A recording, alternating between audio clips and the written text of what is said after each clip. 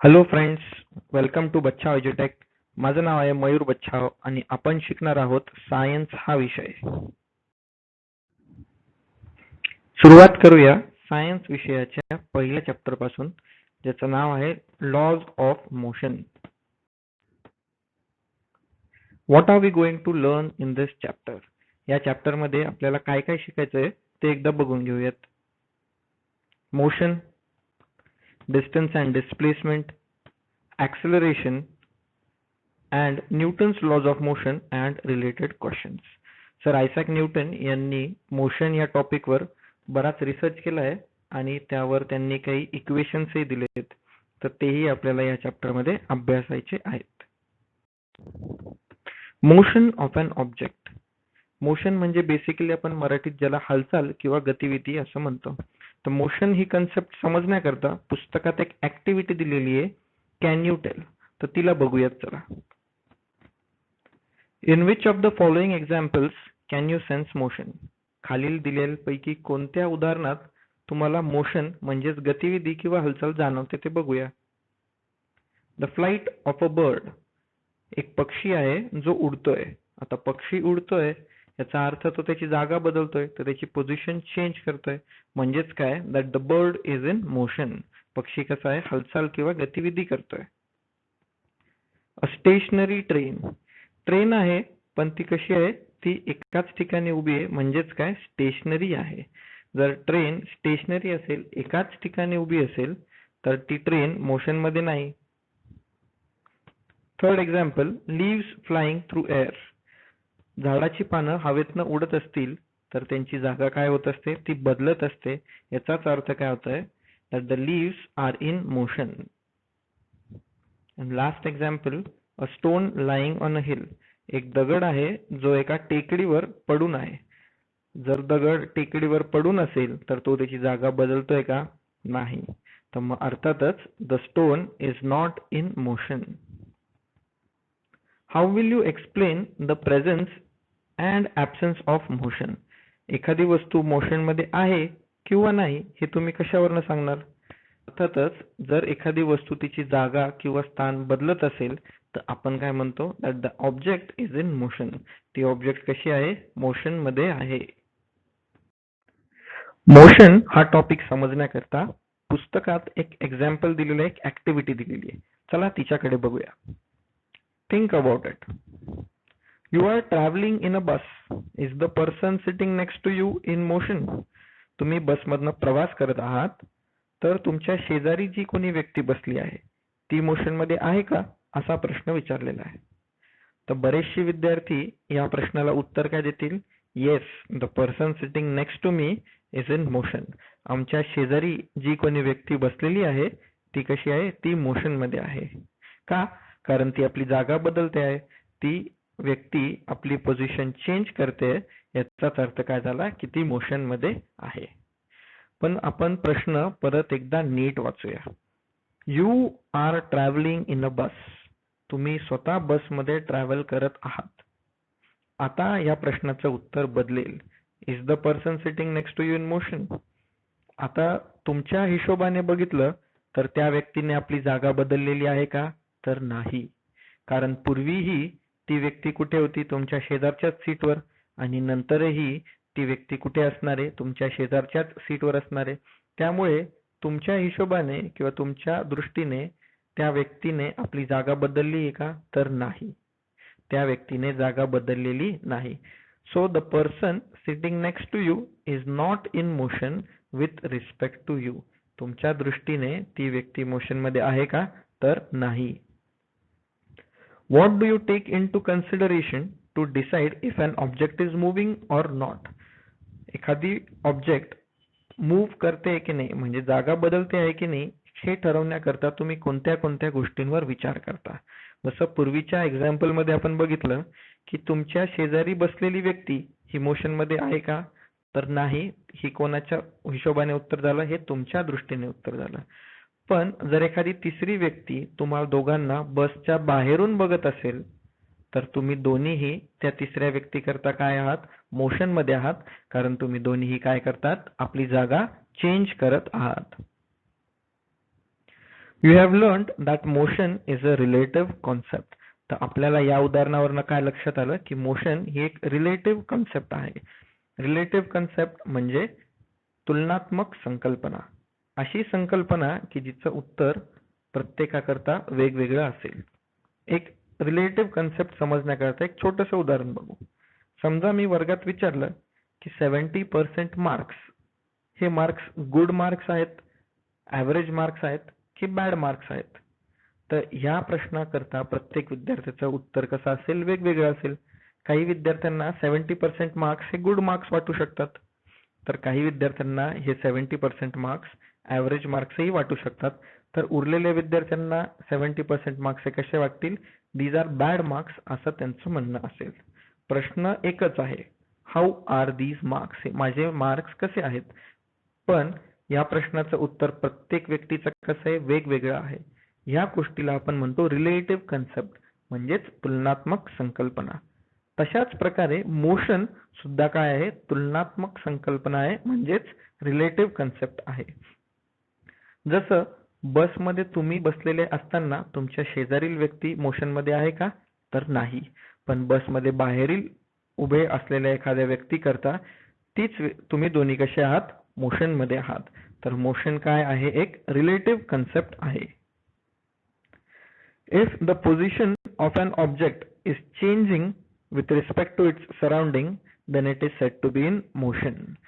जर एखाद्या ऑब्जेक्टची position change होत असेल, पण कोणाच्या हिशोबाने, त्याच्या सराउंडिंगच्या हिशोबाने, सराउंडिंगच्या दृष्टीने जर ऑब्जेक्टची पोझिशन चेंज होत असेल, तर आपण काय म्हणतो, ऑब्जेक्ट मोशन मध्ये आहे. जर पोझिशन चेंज होत नसेल, तर आपण काय म्हणणार, that the object is at rest. Next topic आहे डिस्टन्स अँड डिस्प्लेसमेंट. हा टॉपिक अत्यंत महत्वाचा आहे, कारण यावरच जर तुम्हाला डिस्टन्स आणि डिस्प्लेसमेंट यातला डिफरन्स कळाला तरच स्पीड आणि वेलॉसिटी यामधलाही डिफरन्स कळेल. तर डिस्टन्स आणि डिस्प्लेसमेंट समजण्याकरता एक ऍक्टिव्हिटी दिली आहे, चला तिला बघूया. Major the distance between point A and be in different ways as shown in the figure. Figure मध्ये दोन पॉइंट्स आपल्याला दाखवलेले आहेत, पॉइंट ए आणि पॉइंट बी. सुरुवातीला आपल्याला दोन वेगवेगळ्या प्रकारे तिथे डिस्टन्स मेजर केलेलं दिसतं. ज्या कर्व्ड लाईन्स ए पासून बी कडे जातात त्याच्याने काय केलेलं आहे, तर डिस्टन्स मेजर केलेलं आहे. नाव measure the distance along the dotted line. आता आपल्याला डिस्टन्स मेजर करायचं आहे पॉइंट ए आणि पॉइंट बी मधलं, पण ते कसं मेजर करायचंय, तर त्या डॉटेड लाईनने मेजर करायचं आहे. Which distance is correct according to you and why. दोघांपैकी कोणत्या प्रकारे मेजर केलेलं डिस्टन्स म्हणजे अंतर हे बरोबर आहे.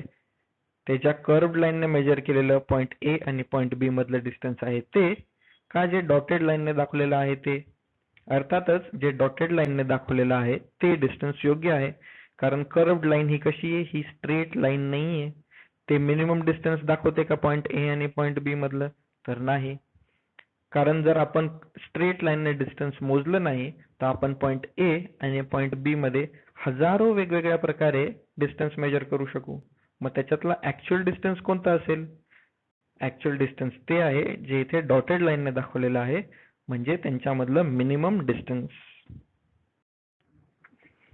पुढे अजून एक ऍक्टिव्हिटी दिलेली आहे, थिंक अबाउट इट.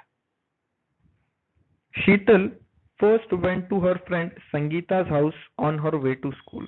शीतल शाळेत चालली होती, पण त्यापूर्वी ती कुठे गेली, तिच्या मैत्रिणीच्या घरी, जिचं नाव आहे संगीता. आपल्याला डायग्राम मध्ये शीतल आणि प्रशांत या दोघांचंही घर दिसतं. तर त्यातून शीतल निघाली आणि कुठे गेली, पहिले संगीताच्या घरी गेली, आणि संगीताच्या घरानंतर ती कुठे गेली, तर शाळेत गेली. Prashant went straight from home to school. Both are walking with the same speed. Who will take less time to reach the school and why? तर प्रशांत संगीताच्या घरी न जाता डिरेक्टली कुठे गेला, तर शाळेत गेला.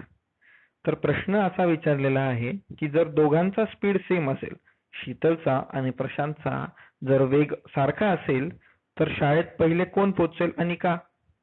तर आपण पहिले दोघांचं अंतर कॅल्क्युलेट करूयात. शीतलला बघूयात आपण किती अंतर शाळेसाठी जायचं आहे. ती पहिले जाते संगीताच्या घरी जे आहे 500 मीटर आणि संगीताच्या घरापासून शाळा किती लांब आहे तर 1200 मीटर. म्हणजे एकूण शीतलने किती डिस्टन्स कव्हर केलेला आहे 500 प्लस 1200 म्हणजेच 1700 मीटर डिस्टन्स तिने कव्हर केलेला आहे. आता प्रशांतने किती अंतर कापलंय ते बघूयात. प्रशांत त्याच्या घरापासून निघतो आणि सरळ शाळेत जातो. आपण डायग्राम मध्ये बघू शकतो की ते अंतर किती आहे 1300 मीटर. म्हणजेच प्रशांतने फक्त 1300 मीटर प्रवास केला आहे तर शीतलने टोटल 1700 मीटर प्रवास केला आहे. जर दोघांचा स्पीड सेम असेल तर अर्थातच पहिले प्रशांत पोहोचेल. का? कारण त्याने निवडलेला रस्ता कसा आहे हा सगळ्यात शॉर्टकट आहे, सगळ्यात छोटा रस्ता आहे. In the above example, is there a difference between the actual distance and the distance traveled? What is it? वर दाखवलेल्या एक्झाम्पल मध्ये ऍक्च्युअल डिस्टन्स आणि डिस्टन्स ट्रॅव्हल्ड याच्यामध्ये काही अंतर आहे का बघूयात.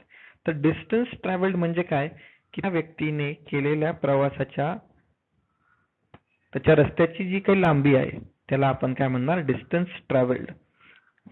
त्याने त्याच्या रस्त्याची जी काही लांबी असेल त्याला आपण म्हणूया डिस्टन्स ट्रॅव्हल्ड. तर पहिले शीतलचं उदाहरण बघूयात. शीतल पहिले संगीताच्या घरी जाते जे आहे 500 मीटर्स आणि संगीताच्या घरानंतर ती शाळेत जाते जे किती आहे 1200 मीटर्स म्हणजेच 1200 मीटर. तर एकूण शीतलचं डिस्टन्स ट्रॅव्हल्ड किती आहे तर 500 प्लस 1200 म्हणजेच 1700. शीतलने प्रवास किती केलाय तर 1700 मीटरचा प्रवास केलेला आहे. पण तिच्या घरापासून शाळेपर्यंतचं जे ऍक्च्युअल डिस्टन्स आहे ते किती आहे ते आहे फक्त 1300 मीटर. तर in this case the actual distance is only 1300 metre but the distance travelled for Sheetal is 1700 metre. शीतलने प्रवास किती केलाय तर 1700 मीटर केलाय. या उलट प्रशांतसाठी डिस्टन्स ट्रॅव्हल्ड पण 1300 मीटर आहे आणि ऍक्च्युअल डिस्टन्स ते पण किती आहे 1300 मीटरच आहे. का? कारण तो एका सरळ रेषेने सगळ्यात शॉर्टकट वेने कुठे गेलाय तर त्याच्या घरापासून तर त्याच्या शाळेपर्यंत गेलाय. म्हणून प्रशांतसाठी ऍक्च्युअल डिस्टन्स आणि डिस्टन्स ट्रॅव्हल्ड हे दोन्ही कसे असणार आहेत सेम असणार आहेत.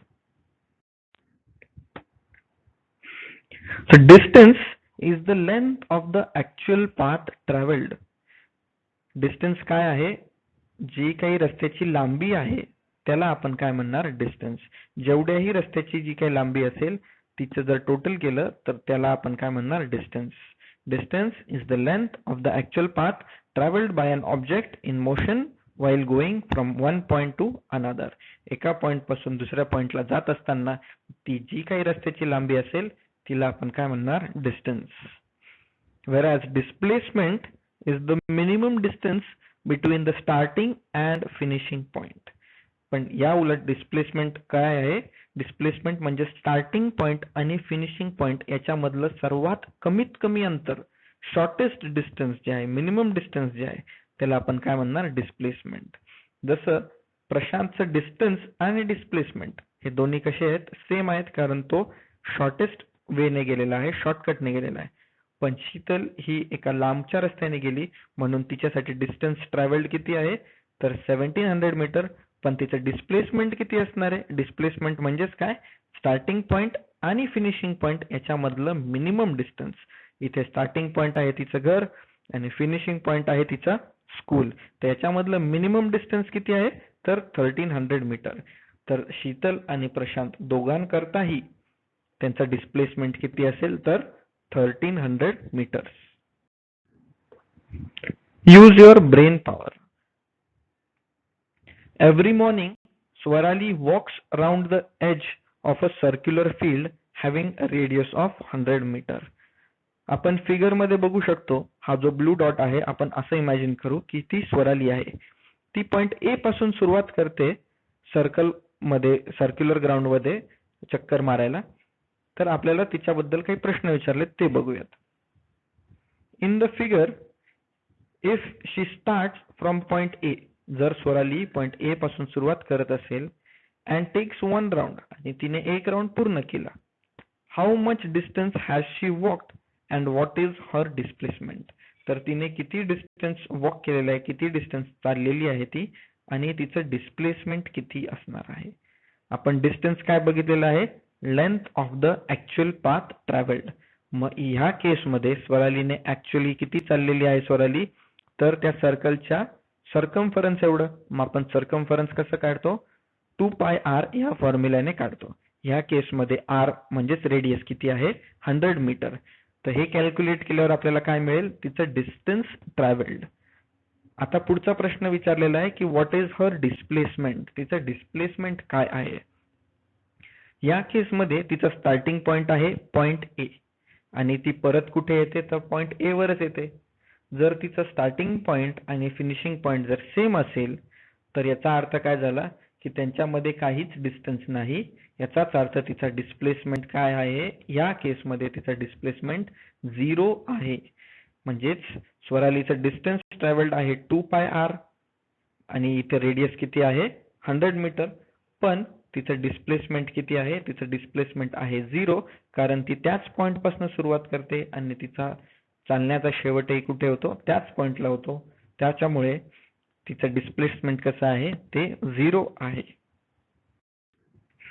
If a car starting from point P, खाली डायग्राम मध्ये आपल्याला एक कारही दिसते आणि पॉइंट पी ही दिसतो. Goes to point Q, car point P पासून पॉइंट क्यू कडे जाते. And then returns to point P, आणि नंतर पॉइंट पी कडे परतही येते. How much distance has it travelled and what is its displacement. तर त्या कारने किती डिस्टन्स ट्रॅव्हल केलेलं आहे. आपण डिस्टन्स कसं मोजतो की the length of the actual path. मग पी पासून क्यू पर्यंत जायसाठी तिला लागतील 360 मीटर, 360 मीटर, आणि क्यू पासून परत पी कडे ती येणार आहे, म्हणजे ती परत 360 किलोमीटर ट्रॅव्हल करेल. तर याचा अर्थ त्या कारने किती डिस्टन्स ट्रॅव्हल केला आहे, इकडून जाताना 360 आणि येताना 360, म्हणजेच 720 metre. 720 metre is the distance travelled by the car. हे एवढं त्या कारने ट्रॅव्हल केलेलं डिस्टन्स आहे. What is its displacement. आपण डिस्प्लेसमेंट कशाला म्हणतो, स्टार्टिंग पॉइंट आणि फिनिशिंग पॉइंट मधलं जे मिनिमम डिस्टन्स आहे त्याला आपण म्हणतो डिस्प्लेसमेंट. तर या केसमध्ये स्टार्टिंग पॉइंट पण पी आहे आणि फिनिशिंग पॉइंट पण काय आहे, पीच आहे. मग दोन पॉइंट्स मधलं ह्या केसमध्ये डिस्टन्स किती असणार आहे, ते 0 असणार आहे, कारण ते दोन्ही पॉइंट काय आहेत, सेमच आहेत. त्यामुळे या कारचं डिस्प्लेसमेंट किती असेल, तर 0 मीटर. डिस्टन्स ट्रॅव्हल्ड आहे 720 मीटर, पण डिस्प्लेसमेंट काय आहे, तर 0 मीटर आहे. कारण ती कार त्याच पॉइंट पासून सुरुवात होते आणि ती कार फिरून परत त्याच पॉइंटला येते. त्या दोन्ही पॉइंट मधलं डिस्टन्स कसं असेल, तर 0 मीटर. नेक्स्ट टॉपिक आहे मित्रांनो, स्पीड अँड वेलॉसिटी. दोघे सारखेच दिसतात पण दोघांमध्ये खूप डिफरन्स आहे. चला बघूया काय आहे तो नेमका डिफरन्स. एक प्रश्न आलेला आहे पुस्तकात, कॅन यू रिकॉल, तुम्हाला आठवतंय का, what are vectors and scalars. Vectors आणि स्केलर्स काय आहेत. तर वेक्टर्स अशा क्वांटिटीज असतात की ज्यांना डिस्क्राइब करायसाठी आपल्याला डायरेक्शन सुद्धा लागते. Vectors are physical quantities which also require direction for their complete description. तर या उलट स्केलर्स अशा क्वांटिटीज असतात की ज्यांना डिस्क्राइब करायला आपल्याला डायरेक्शनची गरज लागत नाही. फॉर एक्झाम्पल, आपण जर मास म्हणजेच मराठीत ज्याला वस्तुमान म्हणतात हे कन्सिडर केलं, तर मास मोजण्याकरता आपल्याला डायरेक्शनची गरज लागते का, तर नाही. कारण मास आपण कसं मोजतो, तर आपण एका वजन काट्यावर ती वस्तू ठेवतो.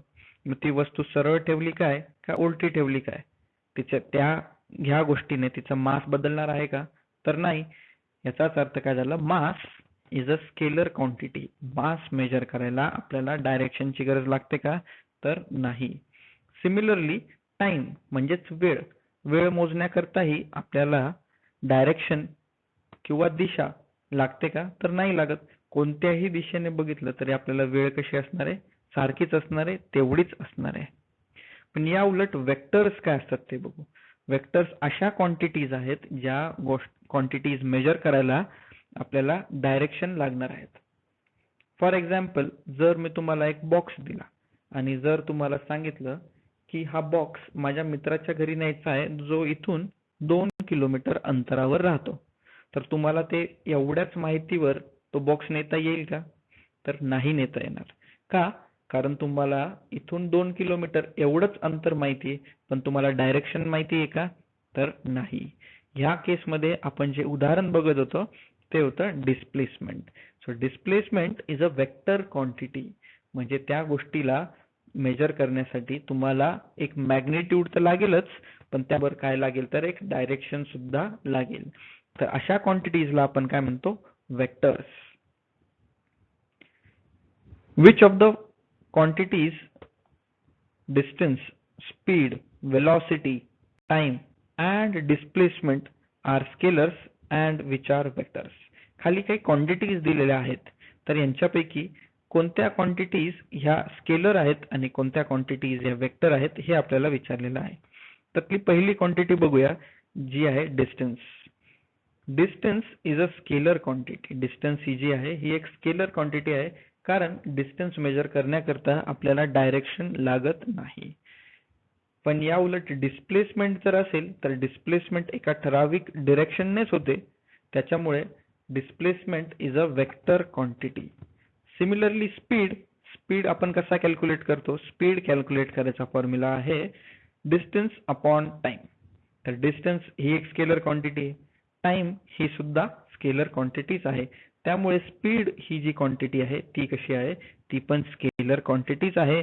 म्हणजेच स्पीड मेजर करण्याकरता आपल्याला डायरेक्शनची गरज लागते का? तर डायरेक्शन लागत नाही, म्हणजेच स्पीड इज स्केलर क्वांटिटी. या उलट वेलॉसिटी आपण कशी कॅल्क्युलेट करतो ते आपल्याला पुढे बघायचंच आहे. वेलॉसिटी साठीचा जो फॉर्म्युला आहे तो आहे डिस्प्लेसमेंट अपॉन टाइम. मग डिस्प्लेसमेंट ही मुळातच एक वेक्टर क्वांटिटी आहे, तर मग डिस्प्लेसमेंट वेक्टर क्वांटिटी असल्यामुळे वेलॉसिटी सुद्धा काय आहे? एक वेक्टर क्वांटिटी आहे. म्हणजे वेलॉसिटीला सुद्धा काय आहे? एक ठराविक डायरेक्शन आहे. आणि लास्ट क्वांटिटी आहे टाइम. टाइम आपण जसं पूर्वी बघितलंच, time is a scalar quantity. Time मोजण्याला आपल्याला कोणत्याही प्रकारे डायरेक्शनची गरज लागत नाही. The distance traveled in a particular direction by an object in unit time is called is velocity. तर ही एक वेलॉसिटीची एक डेफिनेशन आहे. वेलॉसिटीच्या तशा 3-4 डेफिनेशन या चॅप्टर मध्ये येणार आहे, त्यांच्यापैकी ही एक डेफिनेशन आहे. यावर एक शॉर्ट क्वेश्चन इझिली तयार होऊ शकतो की define velocity.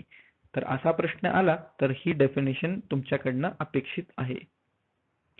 Distance travelled in a particular direction. एका ठराविक डायरेक्शन मध्येच जर तुम्ही डिस्टन्स ट्रॅव्हल केलं असेल तर तीच तुमची काय असते? बेसिकली डिस्प्लेसमेंट असते. म्हणजे distance travelled in a particular direction यालाच आपण काय म्हणतो? तर डिस्प्लेसमेंट म्हणतो. आणि या गोष्टीला जर तुम्ही टाइमने डिवाइड केलं तर ती जी मिळणारी क्वांटिटी असते तिला आपण काय म्हणतो? वेलॉसिटी म्हणतो. म्हणून वेलॉसिटीचा फॉर्म्युला कसा तयार झाला? Velocity is equals to displacement upon time. Displacement that occurs in unit time is called as velocity. ही एक वेलॉसिटीची दुसरी डेफिनेशन आहे. जर प्रश्न आला डिफाइन वेलॉसिटी तर तुम्ही वरचीही डेफिनेशन लिहू शकता किंवा खालचीही डेफिनेशन लिहू शकता.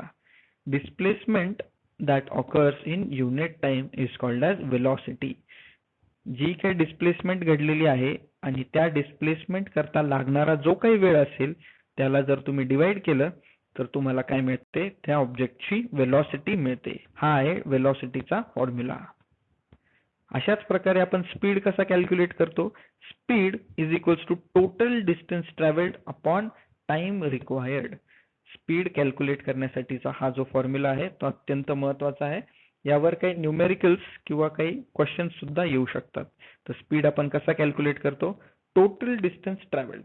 आपण किती डिस्टन्स कव्हर केलेला आहे, किती अंतर कापलेलं आहे, त्याला आपण डिवाइड करतो. कशाने? Time required. त्या डिस्टन्स ट्रॅव्हल करायला जो काही वेळ लागलेला आहे त्या टाइमने आपण काय करत असतो? त्याला डिवाइड करत असतो. तर आपल्याला मिळतं स्पीड. हे दोन्ही फॉर्म्युले वेलॉसिटी आणि स्पीड हे अत्यंत महत्वाचे आहेत. याच्यामध्ये अजिबात कन्फ्युजन करू नका. Velocity is equals to displacement upon time, speed is equals to distance upon time. तर या दोघा क्वांटिटीज मध्ये नेमकं काय साम्य आहे ते बघून घेऊयात. द युनिट्स, दोघांचेही युनिट्स स्पीड आणि वेलोसिटीचे ते कसे आहेत, सेम आहेत, एक्झॅक्टली सेम आहेत. ते SI सिस्टीम मध्ये त्यांचे युनिट आहे मीटर पर सेकंड आणि CGS सिस्टीम मध्ये त्यांचं युनिट आहे centimetre per second. Speed is related to distance while velocity is related to displacement. मागच्या स्लाइड मध्ये आपण फॉर्म्युला बघितला, speed is equals to distance covered upon time taken. किती डिस्टन्स कव्हर केलेला आहे आणि त्या डिस्टन्स कव्हर करायला किती वेळ लागलेला आहे हे कॅल्क्युलेट आपण काय करतो, या फॉर्म्युल्याने आपण काय कॅल्क्युलेट करतो, स्पीड कॅल्क्युलेट करतो. आणि वेलॉसिटी साठीचा फॉर्म्युला काय आहे, displacement upon time. That is why speed is related to distance and velocity is related to displacement. The motion is along a straight line. Motion जर एका सरळ रेषेने असेल, डायरेक्शन कुठेच बदलत नसेल, तर काय होतं बघूयात. The values of speed and velocity are same. Otherwise they can be different. म्हणजेच जर मोशन एका सरळ रेषेने असेल, डायरेक्शन कुठेच बदलत नसेल, तर स्पीड आणि वेलोसिटी कशी असतात, सेम असतात. जर डायरेक्शन बदलली तर काय होतं, वेलोसिटीची व्हॅल्यू आणि स्पीडची व्हॅल्यू चेंज होते.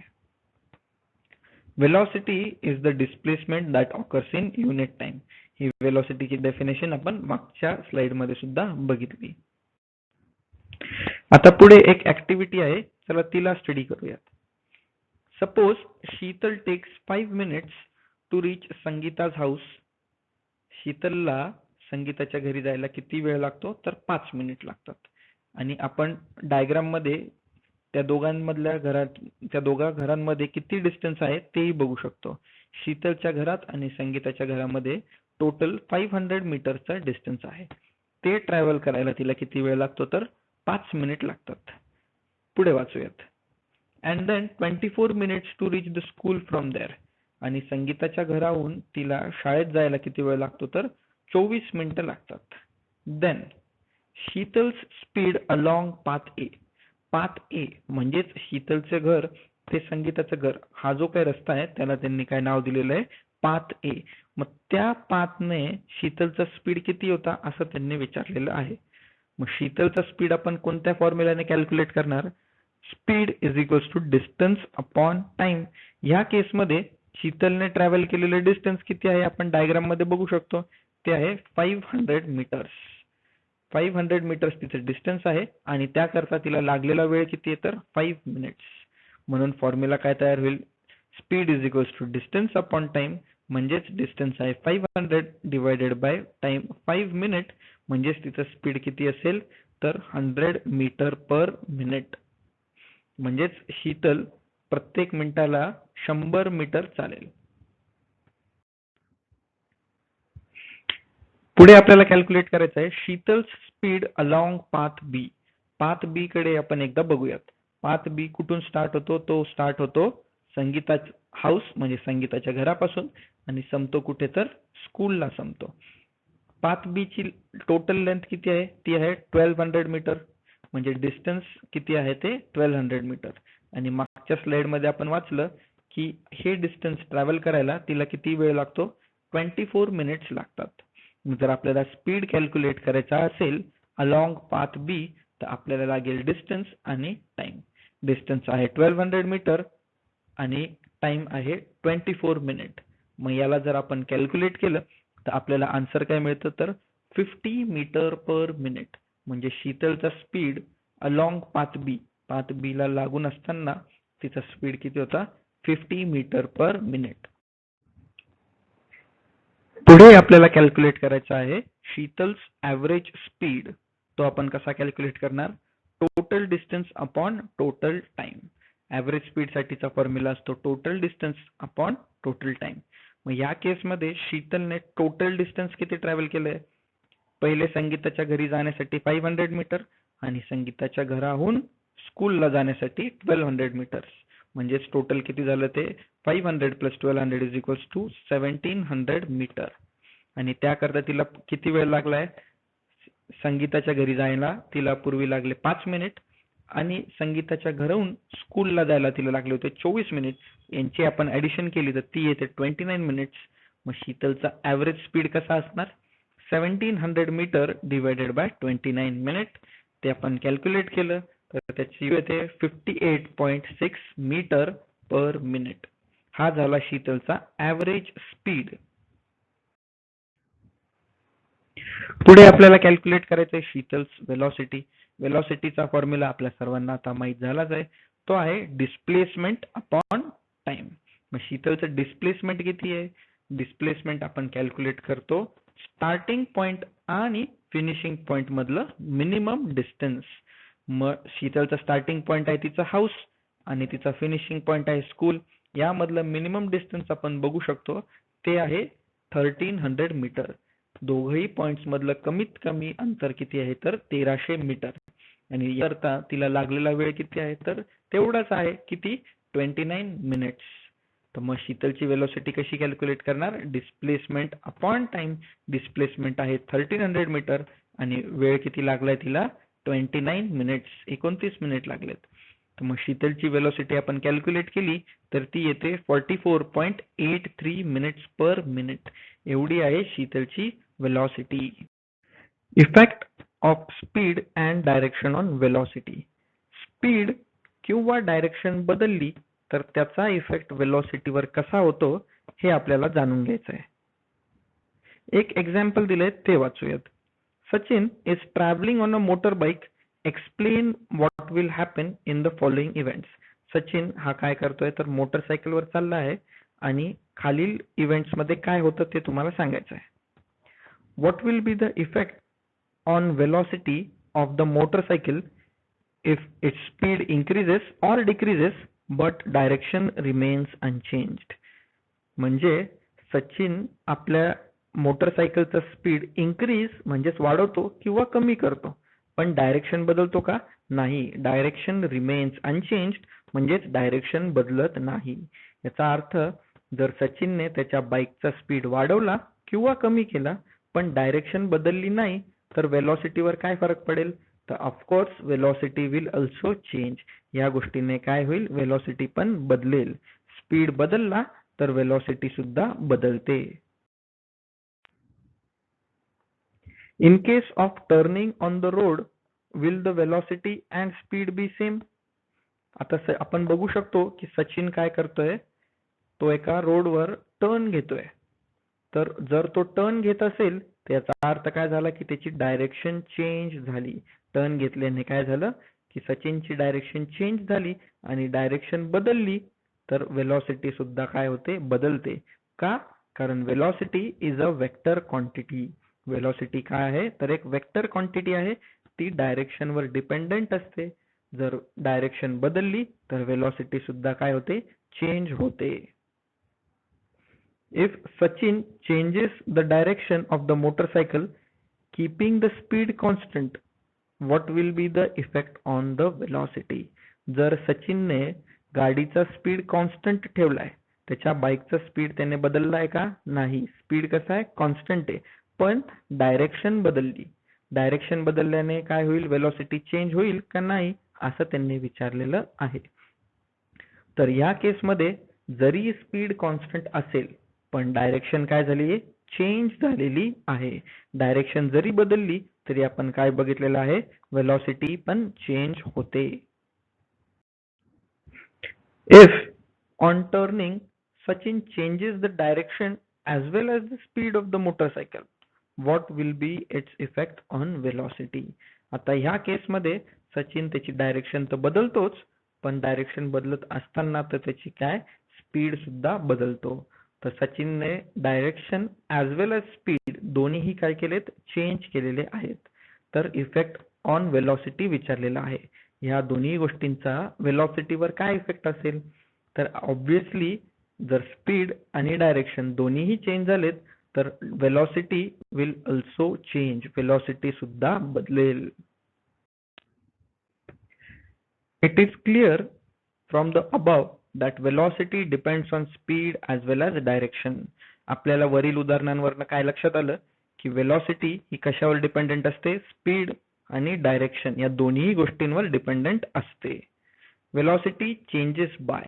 वेलॉसिटी कशी बदलते ते बघूयात. By changing the speed while keeping the direction same. आपण जर फक्त स्पीड बदलला आणि डायरेक्शन सेमच ठेवली तरी सुद्धा काय होते, वेलॉसिटी चेंज होते. Changing the direction while keeping the speed same. जर आपण फक्त डायरेक्शन बदलली आणि स्पीड सेम ठेवला तरी सुद्धा काय होते, वेलॉसिटी चेंज होते. आणि third, by changing the speed as well as the direction. जर आपण स्पीड आणि डायरेक्शन दोन्हीही बदललेत तर अर्थातच वेलॉसिटी काय होणार आहे, वेलॉसिटी चेंज होईल. Because velocity is a vector quantity. Velocity ही जी आहे ही डायरेक्शनवर सुद्धा डिपेंडंट आहे. तर मित्रांनो, आज आपण इथे थांबूयात. उरलेला जो चॅप्टर आहे तो आपण बघूयात पुढच्या लेक्चरमध्ये. थँक्यू.